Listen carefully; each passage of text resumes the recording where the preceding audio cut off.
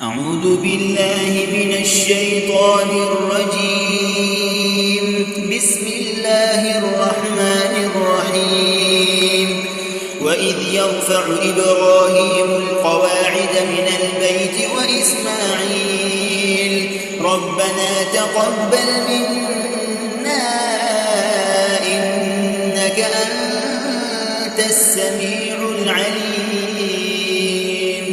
ربنا واجعلنا مسلمين لك ومن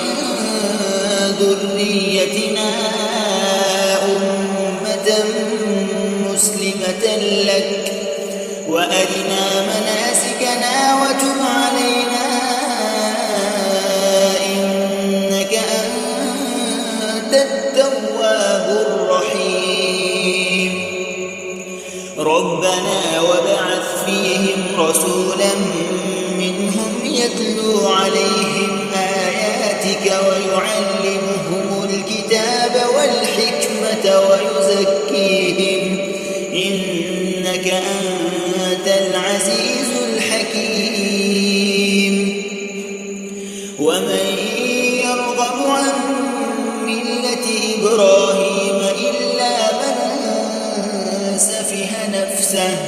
ولقد اصطفيناه في الدنيا وإنه في الآخرة لمن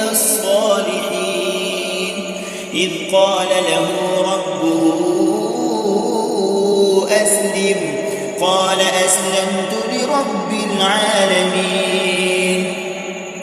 ووصى بها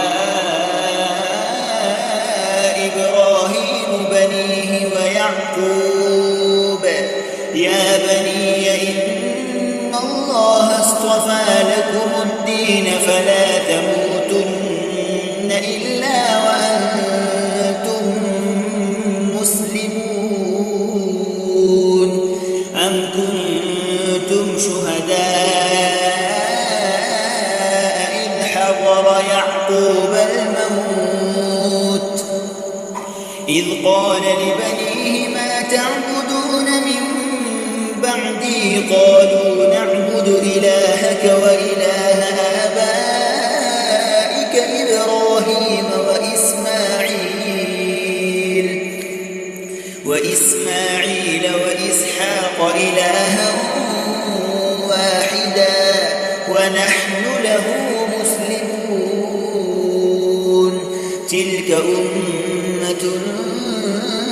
قد خلت لها ما كسبت ولكم ما كسبتم ولا تسألون عما كانوا يعملون